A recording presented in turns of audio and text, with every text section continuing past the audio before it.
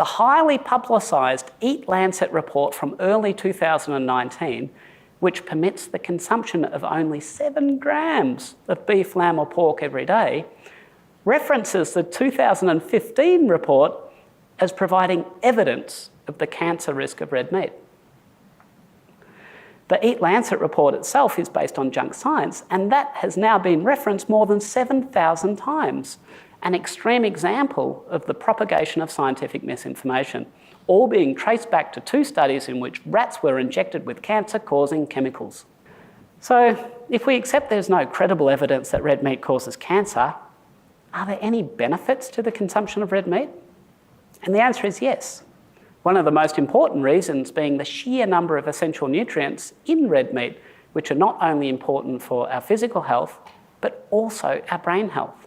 I'd like to now submit the premise that eating red meat can make us smarter.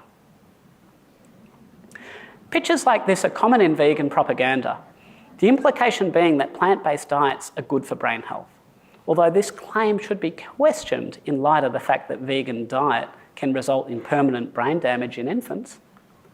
Since the onset of plant-based agriculture, it seems that the brains of modern humans have shrunk by about 10%.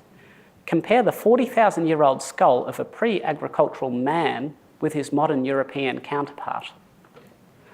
And one of the reasons for this is likely to relate to the reduced intake of high-quality omega-3 fats in modern man, which incidentally is also found in grass-fed beef. The most important omega-3 is docosahexaenoic acid, or DHA, making up about 20% of the fat in the brain. DHA is a predominant structural fatty acid, and thus it is particularly important in the developing brain.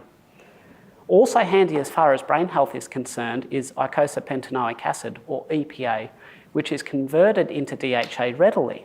Now, EPA also has several important functions, including helping regulate inflammation and clotting. Understand then that plants contain neither DHA nor EPA. Exactly 0.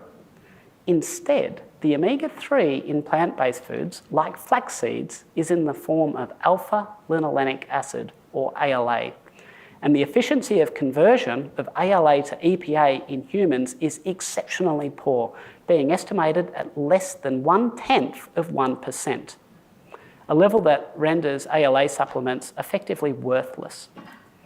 And this was shown by this double-blind randomised controlled trial, which, as you know, is the gold standard for research, which found ALA supplementation did not increase DHA levels. Another double-blind crossover randomised controlled trial even found that ALA supplementation resulted in a fall in DHA levels. Compare that with a high-quality randomised double-blinded control study looking at DHA supplementation.